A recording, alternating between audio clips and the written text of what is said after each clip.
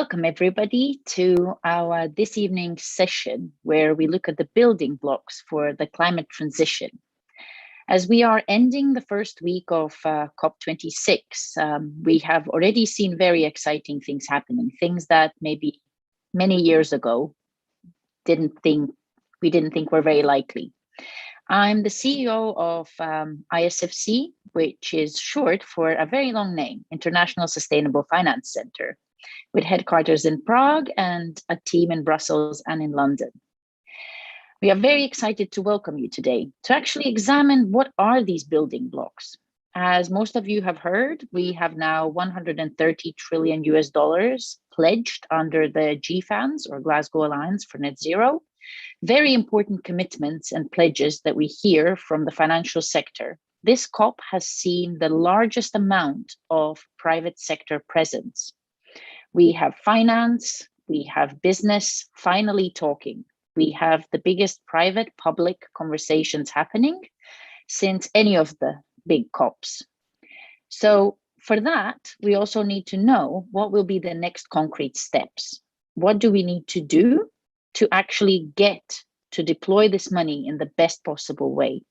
What are the sectors, what are the approaches, and how can we achieve greatest impact? Because as different speakers at COP have trying to push the message, time for talking is over. We really do need to try and figure out how to act.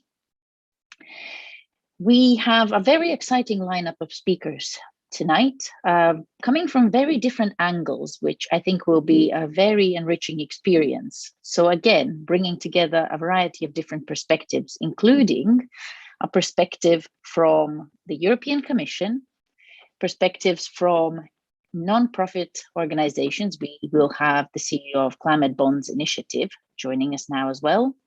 And we will explore what role can actually green bonds play, what can be done by a variety of different instruments and approaches from different sectors. So without much further ado, I will pass the word to Sean Kidney, the CEO of Climate Bonds Initiative, one of the pioneering organizations that energize the discussion around green bonds. And now green bonds are entering the mainstream. Everybody talks about the green bond standard that was introduced by the European Commission. There's a lot of excitement about this debt instrument. This has also triggered conversations about, do we need sustainability-linked bonds? Do we need transition bonds? And do we need standards of all of these to avoid any potential danger of greenwashing? Sean also sits on the high-level expert group on sustainable finance for the European Commission. He is also part of UK government's Green Finance Task Force. And as we've heard, UK has made big commitments to try and decarbonize its economy. And as a big financial center, it will be interesting to see how this proceeds and what role green bonds will play in that. And Sean's experience actually spans the globe, as does his organization. So he is also involved in the China Green Finance Committee and has advised the UN Secretary General on green bonds. So welcome, Sean. We're very excited to have you here. I believe you're still at COP. I left today, unfortunately, but we would love to hear how you see this space developing, especially in the post-COP era. Thank you. Thank you, Linda. And yes, you're perfectly correct. I'm still a COP, hence the weird lighting. I'm in a restaurant at a function with a bunch of COP people. That's the way it works, these things. You know, the green bond stuff, well, what is a green bond? A green bond is just a promise. You know, imagine that Guilherme goes to his aunt and he says, I want to buy a car. Give me the money to buy a car, please. I'll pay you back. And the aunt says, yeah, sure, I'll give it to you, but I want it to be electric because it's better for the planet. And Guilherme says, sure. Okay, I like electric car. I want to buy an electric car. And what's more, you know what? I'm going to come every Christmas and take you for a drive to show you how good it is. That is a green bond. It's very simple.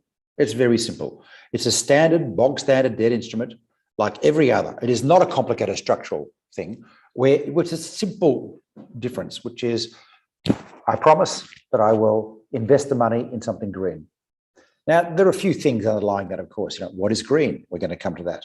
The creditworthiness, it doesn't work if you haven't got bankability. Get out of here. That's another problem. Although the EIB might be able to help, there's other ways of dealing it back. You still have to deal with creditworthiness. You don't escape those kinds of basic rules of finance. That's the key thing to bear in mind. Because it's a simple idea, we have seen take up.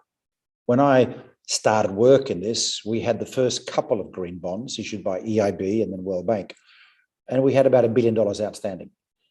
Now, in the green and sustainable bonds market, similar model, daughters of green bonds, sustainability, social, etc., it's 2.5 trillion US outstanding. That's not a bad area of growth. It'll grow this year 80% on last year. And we expect to see next year reach a run rate of $1 trillion a year, which is fantastic, right? Hey, that's fantastic. Well, okay, a bit of reality here. First, it's not enough. To reach a run rate of 5 or 6 trillion is what we actually need to do. We've got a hell of a long way to go before making a real impact. This is the first point.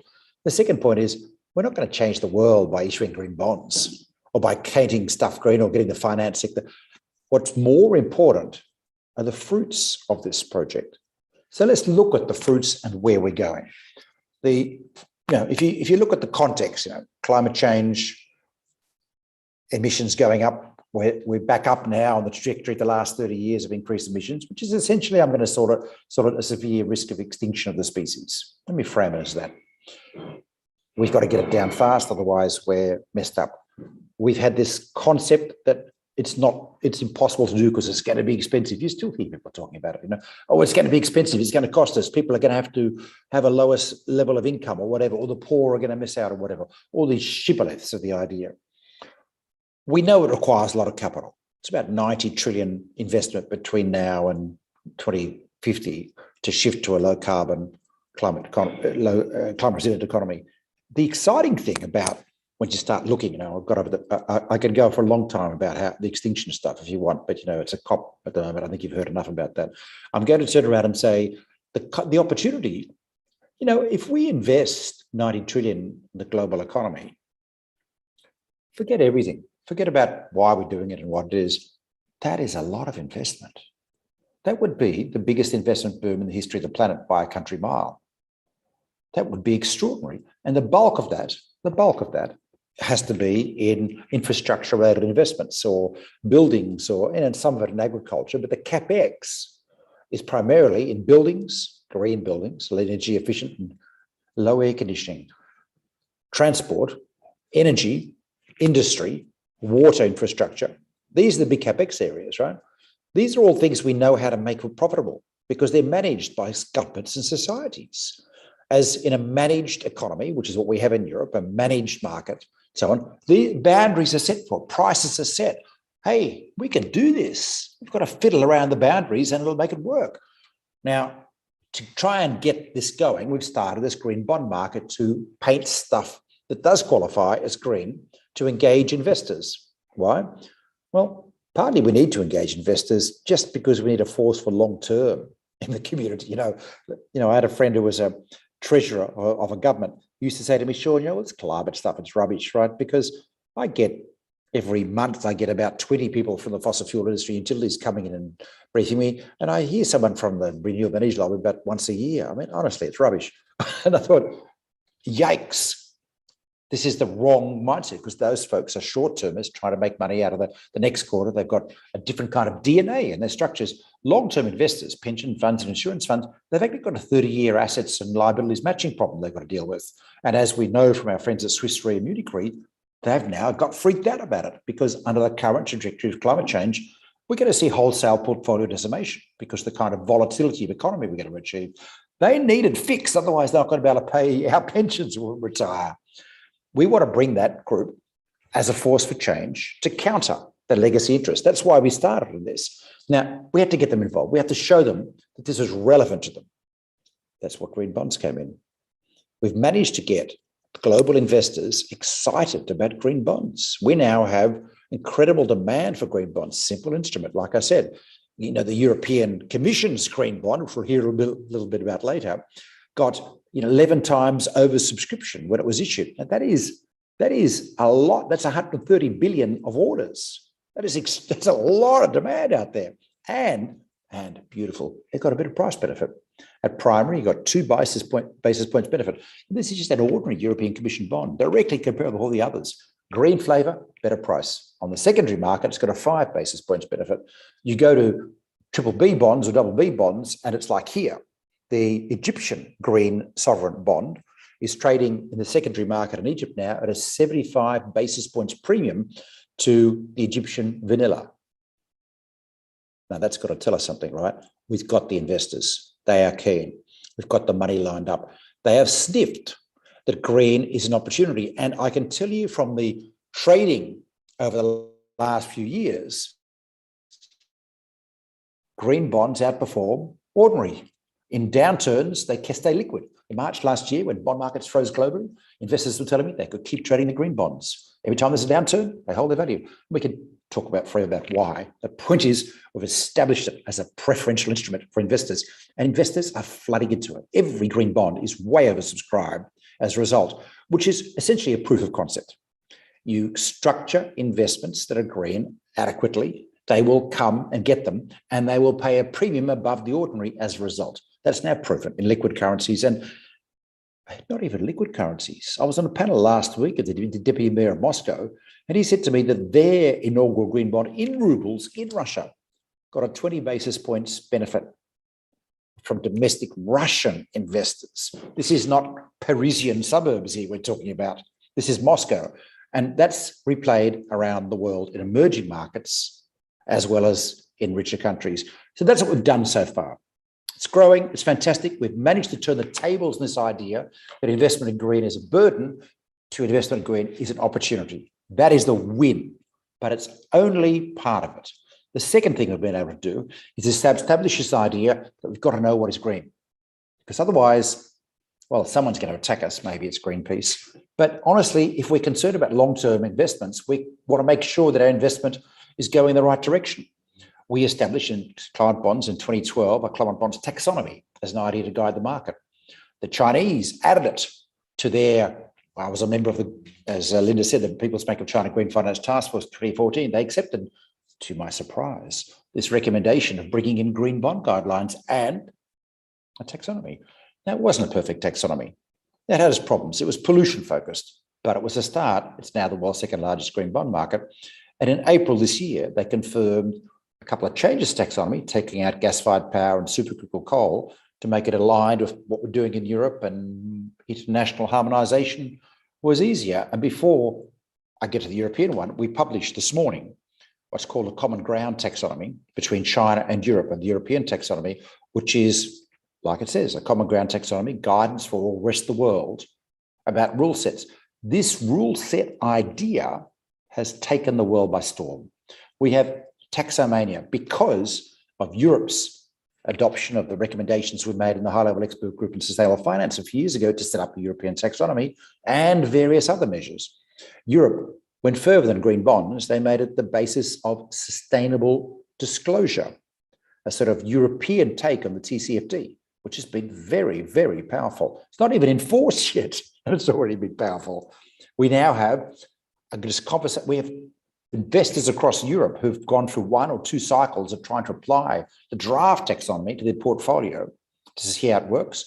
I have conversations all the time with investors and banks. What is green? That's the conversation we should have been having 30 years ago. We should have been having 5 years ago, and we haven't been having. And now it's happening. And it's happening in 40 different countries around the world that have got taxonomy projects underway, model on the European project. So that's another fruit of the green bond market, if you like. Where are we going to? And by the way, Russia's got a taxonomy too, and it is modeled on the European taxonomy. I want you to know that. Very, very important. Not to mention China, not to mention Singapore, not to mention Colombia and Chile, or Chile coming soon. The next thing we need to get to, the next thing, is identifying further incentives that are broadly taxonomy consistent. We're saying to development banks, there are 500 development banks in the world, about 6 do any kind of leveraging of private capital, crowding into private capital. That leaves 494 who could do some crowding into private capital and expand the availability of capital, especially to green. We're saying they should all be green. They should start doing guarantees, blended finance instruments, based on the taxonomy. Global consistency would really help global flows of capital. That's the next step. And the step after that, okay, this is between you and I, right? Don't share this around too much, is where we start talking to governments about what they need to do. Riksbank gave us a bit of a clue, Swedish central bank, when they withdrew from investing in the bonds of 2 Australian states on the basis of their climate change policies, bad climate change policies. I now have conversations with the world's, well, let's just say the world's 4 largest fund managers about the idea of starting to differentiate between governments that have got climate change policy, which is lower risk for them, and climate change and policies that have not addressed adequately climate change, which they now see as higher risk. That's where we're going. The power of the bond market. James Carville, Bill Clinton's campaign director in 1992, famously said after the election, when I come back, I want to come back as the bond market because then everyone's afraid of me. Thank you, Sean. That's what we're doing. I think that's a brilliant line to wrap that up on. And I think it's very important to highlight that indeed there is going to be a spotlight onto what governments are doing and what risks are embedded in these different economies and supply chains. And going forward, we will have to figure out also how do we bring the rest of the world on board. As you highlighted, it's interesting to see that Russia and China actually are not that far behind in terms of thinking about this. They've been thinking about this for decades and figuring out what the future will bring. So very forward-looking, and in certain areas, it's a bit easier for them to implement things faster. But a big part of the equation is also, of course, the emerging markets and the developing world, because unless we bring them on board, along with private capital, we will really struggle to beat climate change. And this actually brings us to our next speaker, Olivier Mbo, who is joining us. I would assume it's from Paris or Brussels. I'm not sure, but I'm sure Olivier will tell us. And he's a senior fellow at the European Roundtable on Climate Change and Sustainable Transition. He has many, many decades of experience working on the intersection of climate and industry. He's also chairing the Business Europe Working Group on Energy and Climate, and has been working on EU regulations for quite a while. So we're very excited to have you with us. And I believe you have also a presentation to show us. So there we go. The floor is yours, Olivier. You will have to unmute yourself. Okay, did you hear me, Linda? We hear you now, loud and clear. That's fine. So thank you. It will be quite difficult, to speak after Sean, because it was very, very exciting about what is perspective about the green bond. But I'm trying, to come back to what is my speech. As you said, let's say, senior fellow at ERCST, which is an independent non-profit organization working on European and global climate change policy. More on the, let's say, carbon market, like Article 6, CBAM, and ETS. And I'm speaking from Paris. Sorry, I'm not in Brussels, but at least it is quite, let's say, versatile. I will try, to address something which is what you said, which is this challenge of implementing green policy in developing countries, but not only the vision of the finance, but the vision of the industry, the holistic vision of that. And to be short and to give more time to the discussion, my speech will address 3 questions. The first question, then, where are we? About the money flow from developed country, and in particular, the private finance, the green bonds, by the way. And the second point is the question in the emerging country: is the money mobilization sufficient and we will see the interaction of finance with the other part of the, let's say, action that we should do. And the last point will be how the EU react, the EU ambition and the response to this challenge. And if I, let's say, will go to the next slide, please. Okay, thank you. So what is the status about the money flow from developed country? I'm sure that there was a lot of, let's say, information given during this day, but I just remind you that we had a real necessity to raise 100 billion per year by 2020. It was committed in 2009, so it's all time. And in 2015, at the COP21, I mean, we reinforced this, let's say, commitment with the developed country. And we reinforced that because we did a promise that we will continue to, let's say, go and get a collective mobilization through 2025 in the context of meaningful mitigation action. It's mitigation, not adaptation. So it's quite interesting to see with this difference. But where are we now? Now we fell short of this 100 billion promise because we are more or less at 80 million in 2019. And there is a specific, let's say, information from the OECD that the private money, let's say, impact is only 18% of this amount. That's mean 14.6 billion. So yes, the green bonds and the private money are important, but for the time being, we do not have these, let's say, flow of money coming from the private money. So it's quite important that we had that in mind because there is a barrier. There is a barrier and we need to find where is the barrier. To tackle the challenge, we have seen that there is a new delivery plan tasked by the UK's COP26 presidency and developed by Canada and Germany, which show that we will reach the 100 billion target in 2023.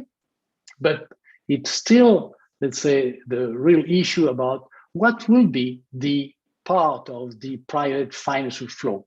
And this part is quite important because if we do not have that, I mean, we will not really realize this transformation of the industry, of the infrastructure, as it was said by Sean. So next, please. Next slide, please. So what is, let's say, the question now? The question is, for the developing country, is the money mobilization sufficient? And it is quite clear that the money mobilization alone will not be enough if it is not supported by a clear strategy about how to spend the money. Yes, we have the money, but how to spend the money. And that is quite important. And I have seen that, say, even in Europe. I mean, and if you look at that, the nature of the implementation challenges is not fundamentally different from the developed country for the developing country. And that is quite important because the nature of this implementation is the real issue that we have. And when you see the discussion that we had with all the EU member states during, for example, the taxonomy, for example, we had a lot of discussion. I mean, we were not totally in line on that. So the nature of this challenge are, let's say, fundamentally not different, but the order of magnitude of the challenge is totally different because of the lack of resource. Even if we say that the transition will be the final solution, but transition has a cost. And for those who do not have the resource, it is a real barrier. And there is another point. The economic and the social specificity of the developed country are not the same. And we had the same discussion in Europe. I mean, when we were discussing with the Eastern country, with the Western country, we are not starting from the same point, and we do not have the same country risk. So what are the main challenges in that? The governance and the political challenge. I mean, when you get the money, you need to spend it efficiently. That is quite important, but you need to have a well-developed transition plan, and you need to identify the project on that. And unfortunately, the lack of resource, let's say, have consequences on the planification and on the governance of the developing country. And that is quite a big barrier for that, because if you do not have, let's say, a clear project, a clear transition plan, this money will be, let's say, not really spent efficiently. So I read it was yesterday that even BlackRock made a proposal for de-risking the developing country by giving, not lending, giving 100 billion a year. So it's, let's say, a real issue. We know that we need to de-risk the developing country, and the approach will be a little bit different on that. The other challenge is the industry and the electricity and transport challenge. We know that the infrastructure facility are not at the right level. If you want to have access to the grid in some part of Africa, you do not have the grid. So it's a real barrier on that. When you look at the transport, I mean, we are relying on old vehicles. And by the way, they are coming from developed countries. So that's a real, let's say, it's not a joke, but I mean, that is an issue. There is different starting point in the transition. There is, let's say, for many developing countries, the need to create from scratch an industrial basis that need to be fueled with clean energy. But those countries do not have access to low carbon technology. So that will be another additional barrier. And there is also the question of the, let's say, dependency on fossil fuel revenue. So as oil and gas demand from the West side will decline, they will observe a deterioration of their trade balance and their public balance sheet. And that's come to the third issue, third challenge, the social and just transition challenge. In those countries, the transition will impose social costs that this country have no capacity to mitigate. So that are the three main points. The other point, which is more specific and which is not, let's say, similar to what I have seen in Europe, is the adaptation challenge. Because we are here addressing the mitigation challenge, but the adaptation challenge is quite important, because for some developing countries, they are already suffering from the, let's say, most important consequences of the global warming. So adaptation is in many cases a more urgent priority for developing countries than mitigation. So that has to be, let's say, in our back of our mind. So to conclude, what is missing today on that? Finance is a necessary condition, but is not sufficient. It's not a silver bullet. Green finance and green private finance need a green market and a carbon price. Because I heard Sean, I mean, yes, we had a carbon price and we could, let's say, propose bond based on those carbon price. We could, let's say, give some, let's say, security to the investor. But if we do not have carbon price, I mean, we really have an issue on that. And I think that the Article 6 and the carbon market deployment are essential to the transformative climate action in the developed country. So yes, we have the financial issue, but this financial issue need to work together with the other part of the puzzle, which is how to build a real green market, which will give some regulation to those people. So the next slide, please. Yes, now how is, let's say, addressing this issue, the EU?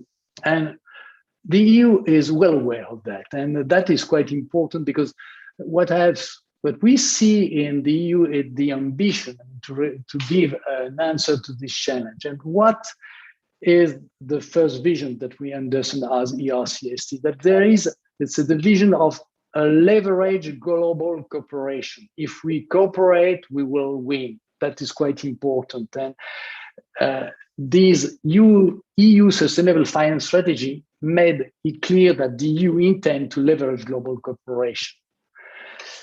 And what is the tools? And there is a tool which is quite interesting because I mean the International Platform on Sustainable Finance, which was launched in 2019, has this ultimate objective of scaling up sustainable and green investment. So yes, we have the tool, we have the vision, we have the tool, and they will deal with also extension and additional topics like the taxonomy.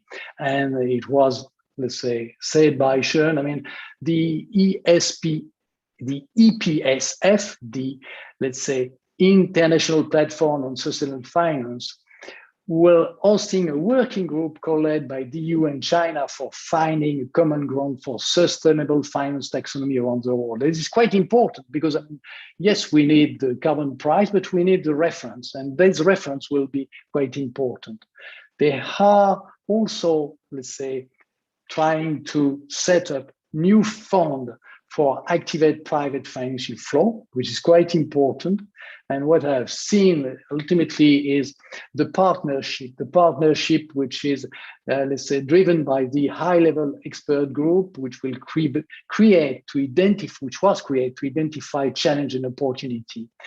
And what I've seen, I mean, that recently France, Germany, UK, US, and the EU launched a groundbreaking international just energy transition partnership with South Africa. And it's quite interesting because I had the chance to manage, let's say, this South Africa area.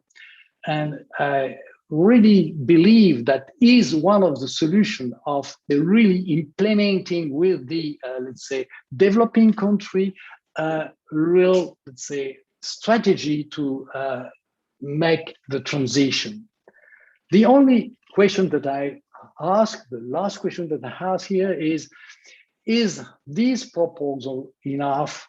And is the, let's say, the vision of the EU is, let's say, flexible enough, I mean, to attract the other country? I'm sure that I will have the answer, but what I've seen during the discussion, even in Europe with the DG FISMA on that, there is some, let's say, top-down reasoning on the taxonomy, trying to, let's say, set up, yes, a standard, but the standards are not, let's say, equal. When you are, let's say, in Africa, you do not have the same resource. So the European standard will be maybe too high for those people. So we will have to get some flexibility, and we will have to have, let's say, maybe a bottom-up approach in the taxonomy, and to, let's say, be let's flexible enough to accept that the author have another view on that, which will converge. Thank you, Olivier. My final word. Yeah, I think we're running a little bit behind, but I couldn't agree more. Different countries are at different starting points, and it will be an interesting discussion in terms of global alignment of these rules and standards, because for financial markets to price things correctly and exchange information, we do need some sort of comparability. So I'm sure also Sean will have some comments and maybe additional thoughts on that. And I'm looking forward to a discussion. So hopefully we get enough time for that. Right, let's move on without much further delay. We are very lucky to have Serena Fatica with us, who actually sits at the Joint Research Center of the European Commission. She's a principal economist there, doing some very exciting research and looking at green bonds and whether they actually are a superior financial instrument, and what actually happens to green bonds at different times of market volatility. Fatica Serena actually leads a project on also sustainable investing, which is part of this green bonds work. And her research is very widely recognized in academic journals. And I believe she also will show us some slides. So we will have some visual content. Please, Serena. Thanks a lot, Linda. Thank you very much for this nice introduction. So as Olivier already pointed out, it's not easy to speak after Sean, particularly because I'm speaking about green bonds as well. So I'll try my best not to be redundant. I hope I will manage, because I will give you indeed the perspective of the European Commission on green bonds. So next slide, please. You've heard already, right? Green bonds are really the star of climate finance, and this is due to an extraordinary and exponential market growth, particularly in recent years. Sean has already mentioned some astonishing figures about the market growth rates, so I'm not going to spend that much time more on that. What is noteworthy, and what I would like to stress about green bonds, is that on this market, the EU is really playing a leadership role in a twofold way. First, as a market participant, and also as a regulator. As a market participant, because, again, you've heard that already, the EU, and the Commission in particular on behalf of the EU, is borrowing on the green bond market, is going to borrow in the coming years as well, for an amount that is up to 250 billion euros. This is roughly 30% of the funding, the total funding of Next Generation EU, which is the facility set up to help member states in the post-pandemic recover. And again, the first issuance, the very first issuance for 12 billion euros at the beginning of October has really obtained huge market success, right? Was massively oversubscribed. The second role, important role that the EU is playing is the role of regulator, particularly with the proposal that was tabled last July on a uniform set of rules for a European green bond standard. So really, if you want, the two keywords that inform the EU action, the Commission action in the area of green bonds are credibility and transparency. So how do you achieve those? Next slide. Perfect. When it comes to the green bond framework for the Next Generation EU issuances, right? There are some building blocks that indeed grant transparency and credibility. So first of all, on the use of proceeds, a clear categorization of where the proceeds can be allocated, are to be allocated to qualify for expenditure financed by the funds raised at the EU level, but also management of proceeds, where the Commission will track the funds spent on green projects, and also a definition of climate investment and climate expenditure.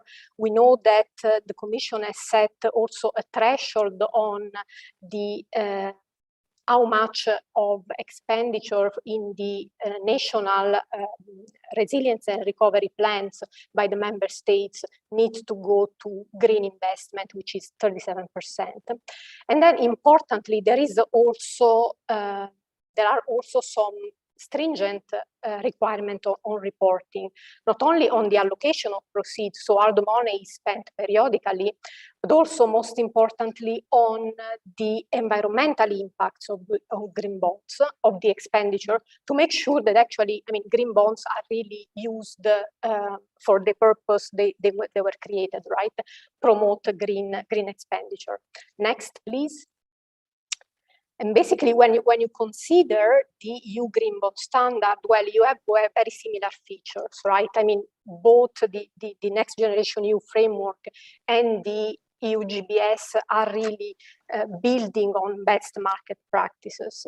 So the EU GBS is a voluntary standard, which has, however, some pretty tough, if you want, mandatory requirements, particularly in terms of reporting and verification. Another important feature of the UGBS is its consistency, if you want, with the broader climate action or green action, environmental action of the Commission, because it is fully aligned with the taxonomy that the Commission proposes on green activities. And as I said, there is mandatory verification, which means there need to be accredited third parties that verify basically what the green bond issuers are doing. And there is mandatory reporting, again, on the allocation of funds and on the environmental impact. So you see that everything is very consistent and aims really to increase the transparency and credibility of the green bond market. Next, please. Against this institutional background, now what I'm gonna give you is basically some key takeaways from a research project on green bonds that have been coordinated in the past 2 years in support to the Commission initiatives in the field. Green bonds are a very new financial instrument, and as such, basically, until really little time ago, there was very little known about how they work. So the first question that we asked is that if green bond finance is effective in real terms, right? If it has really positive environmental impacts. Now, we note, first of all, that there is a strong focus on climate change mitigation. So what we did was actually looking at carbon emissions of green bond issuers, and we found indeed that green issuers display a better performance in terms of reduction of carbon emissions compared to firms that borrow on the bond market but not on the green segment. And also we find that this reduction is more pronounced when the green bonds are used for non-refinancing purposes, which is consistent with new investment, new fixed investment, green fixed investment being implemented. Now, this is clearly not consistent with greenwashing, and is also consistent with green bonds being part of a broader corporate strategy where they are used indeed to get finance to fund green investment projects. Next, please. From a corporate finance perspective, it is also important, you heard that, how many basis points do we save in terms of cost of debt if we issue a green bond rather than a conventional bond? Well, we found that on primary markets, there is this cost savings, so there are lower borrowing costs for green bond issuers if they are supranational institutions and non-financial corporations. We also find that, again, credibility and reputation matter a lot on this market, because this gap in the interest rate, in the yield, is higher for green bonds with external verification and for those that are issued by return green issuers. Now, we do not find, however, that there is an equal greenium for financial institutions. And we think that this is because investors may not be able to directly identify the link between the green finance part, so what is raised on the green bond market, and an investment project of the banks, which is basically green lending, but green lending is based per se on private information. However, when we look at lending of banks that have borrowed on the green bond market, we do find indeed that they reduce their syndicated lending, so big loans, to more polluting sector. And this is basically echoing as a conclusion, the other conclusion that I just spelled out about non-financial corporations, that green bonds are really acting as a signal, can be considered a signal, a credible one, that also banks are actually greening both sides of their balance sheet. Finally, if we go to the next slide, I will give you a few hints about how resilient green bonds are as a financial instrument for investors, right? Particularly, how they fared during the COVID crisis, which is the first major crisis that this market experienced. we looked here at institutional investors, right? At bond portfolios of institutional investors, not retail investors, and the change of those portfolios, so the net sales of bonds during the COVID period. What we find, strikingly, is that there are no significant differences between the sales of comparable conventional and green bonds in normal times. So in normal times, and this is very much consistent with the chart that you see here on the right-hand side, where the performance of green and conventional bonds seem to be similar, comparable. However, when market came under stress in the first quarter of 2020, what we see is that green bonds experienced lower sales compared to conventional bonds, particularly by sustainability concerned investors. So there is clearly a typo there. The non is redundant and wouldn't make much sense in this context. So overall, what we conclude is that sustainable investment like green bonds seem to be more resilient during crisis. And this simply implies that investors really don't need to forego the stability of their return if they want to help foster the green transition. And I will close it here. Thank you. Thank you, Serena. I think it's very exciting to see finally some proof showing that there is a premium and that green bonds can perform under certain circumstances better. I think we need that proof. We need evidence because that could lead potentially additional action and funding getting channeled into that. So thank you so much for the presentation. We are running very short on time, so we will just jump straight to Guillaume Gacho, who's actually currently economist at the Agence Française de Développement, and is also a professor and previously has held roles both at the University of Oxford and also at the Cambridge Centre for Economic and Public Policy. And I believe his work has spanned several countries. So again, a rather global perspective with a bit of an academic twist, let's put it that way. So thank you for joining us, Guillaume. I believe you also have slides, and so let's try and stay on time so we maybe have at least a quick last round of remarks. And if anybody has any questions, we do accept questions from audience as well, so we can maybe react to those in the last few minutes. Please, Guillaume. Thank you very much, Linda. Thank you very much for all these presentations. I'm in a very complicated position after Serena, Oliver, Shen to talk about this, but I try to bring you perspective from the developing countries. At AFD, we work a lot of many developing countries. I'm Brazilian myself, so I can talk a little bit on, I have like my personal impressions on this. But the idea here is to present a paper we just published, the research team at AFD. And the idea is to discuss a little bit on the main constraints that emerge from the low carbon transition that is very relevant for developing countries, especially because these countries, as Oliver stressed, they are in a very different situation. Sometimes it's not, we can consider that it's much more complicated situation to promote this low carbon transition. And can you move to the next slide, please? Yeah, a little bit more. Sorry.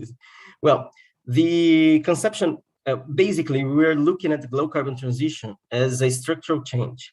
Like all the other industrial revolutions that we had, when you have like transition in the world economy, some sectors, we call them sunset industries, shrink, and others appear as a consequence of like the deliberate policies or technological change, the change in preference. In the case, for example, we have like people who change, moving from having different types of nutrition, and countries will be affected according to their structure of production, trade, and finance. Of course, the dependence of some sectors will determine different paths to the low carbon transition. And And the next one, please. Yeah, basically, we look at three aspects that we consider especially relevant after we work with many developing countries and discussing them. We realize that first of all, for promoting a low carbon transition, they need to have foreign currency. Balance of payment constraints are the main constraints in developing countries. We cannot look at developing countries, especially, of course, there are some exceptions, but in general, they need foreign currency to promote this transition. It's more a macro perspective than those that are we had before, because we're before looking at the firm. If firms have funds for this, they can promote this transition. But when you look at countries, they need to have foreign currency. Why? Because you need machineries to move from high emission industries to low emission industries to renewable energy. And even if the country produces machineries, they use inputs, because nowadays the global value chain is like a reality. So they need foreign currency. They need to, and what we look for in this aspect is the relevance of low carbon transition, the relevance of sunset industries, which is the high carbon transition industries, for generating for raising this foreign currency. Also, we need to look at fiscal imbalances, because the low carbon transition and all the other ecological green transition, they need a lot of public investment in green infrastructure. If the governments depends a lot on, for example, fossil fuels, and there are many works nowadays that shows that many papers that shows that some countries are excessively dependent on fossil fuels to raise fiscal revenues. If the country depends on these industries, probably when you have a low carbon transition, they will face a fiscal imbalance, which is very complicated. And the last thing that we look at is the socio-economic, very focused on employment and wages, because even though the low carbon transition, and there are many studies that show that the low carbon transition promotes new jobs, create much, because it's not very capital intensive, these industries, they are more labor intensive, and then you generate jobs and good jobs. These jobs are not homogeneous generated within countries. For some countries, there will be good, interesting, the net impact will be positive. You are destroying less jobs than you are generating. But for other countries, the net impact will be very negative. And the idea here is to discuss what are these constraints, which can either constrain this country's growth and constrain constrain the low carbon transition itself, because if the South is not included in the low carbon transition, we will not have a low carbon transition. So can you go to the next slide, please? So basically here, we look at first three aspects. Like we look at the country's dependence on these sunset industries to analyze the country exposure. It doesn't mean necessarily that if you are exposed, you are in risk, or we assume a scenario where the CO2 intensity industries will decline, will be these sunset industries, and the higher is your dependence on these industries, the higher is your exposure. The next, please.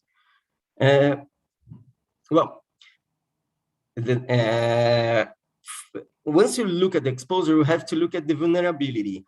Not necessarily those countries that are very exposed are vulnerable. For example, China. China, we'll see that it's a very exposed country because they depend a lot on these industries, but because they have, for example, international reserves, a lot of international reserves, or even some countries that they have social protection coverage, higher social protection coverage, the vulnerability is much lower.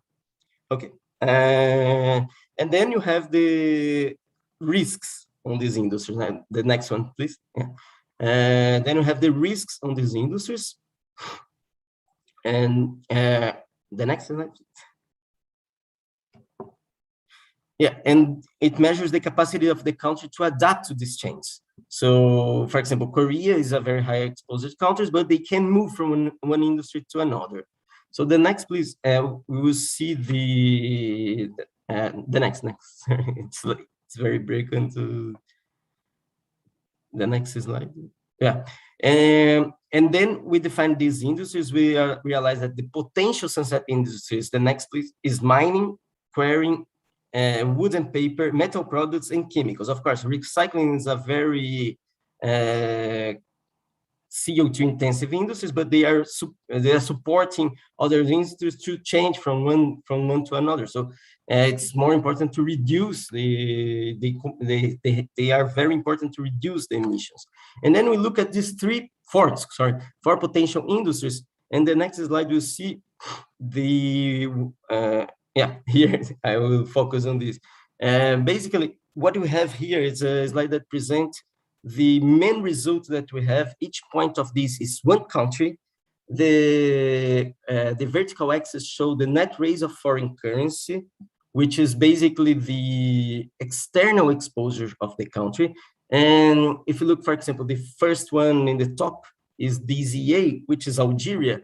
The case of Algeria, what happens that it's a country where they depend a lot on fossil fuels to raise foreign currency. So if you have a reduction on the world demand for foreign currency, for fossil fuels, Algeria will not have the possibility to promote the low carbon transition, because they will not have, they probably will face balance of payment constraints and will not move to will not be able to move to renewable energies, for example. The same is for Kuwait, for Angola, all these countries that are in the top left here.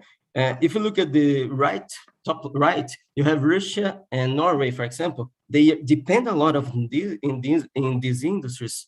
But the thing is that these countries, they, in spite of depending a lot on these industries, they definitely do not depend on they can move easily from one industry to another. So basically the next one, next slide, please, will show these for fiscal risks, and then Kuwait, Trinidad, Tobago, Bolivia are the most exposed countries. The next one is showing for socioeconomic risks, the next slide.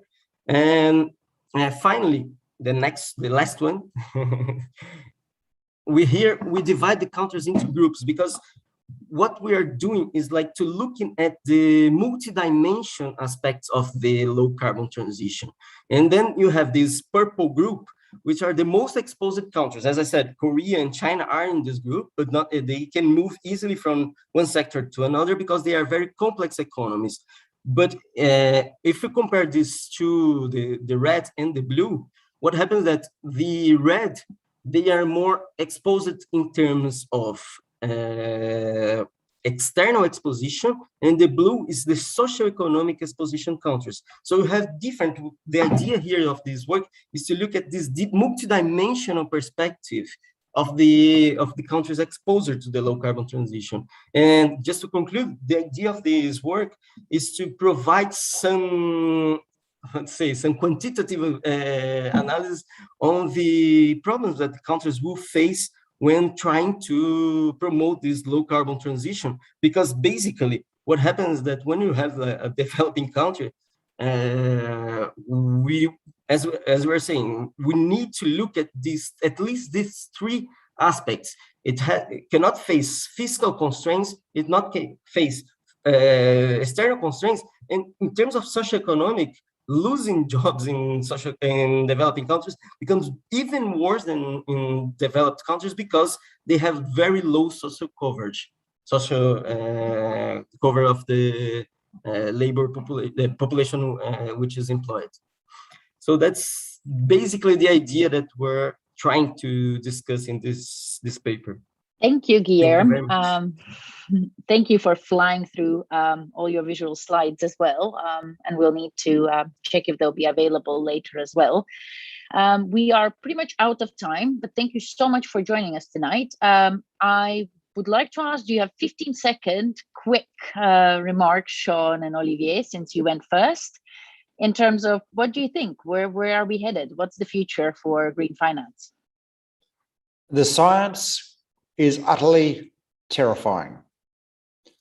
The rational view of the future does not give us hope, but we are humans. We live on hope. We sniff, we drive on hope. And there are a lot of reasons to actually have real hope. Finance is shifting extraordinarily fast. That's what we're doing. Let's just turn it into now the reality we need. That's all of us. Thank you. Olivier? Thank you. I think that green bonds are essential, and I think that they will be really fantastic tools for the developing country if we are able to de-risk the country, and that will be done by public finance. If we are able, to have a local taxonomy, but with the specificity of those countries, and if we are able to have a carbon market and a carbon price. That will be my, let's say, final word.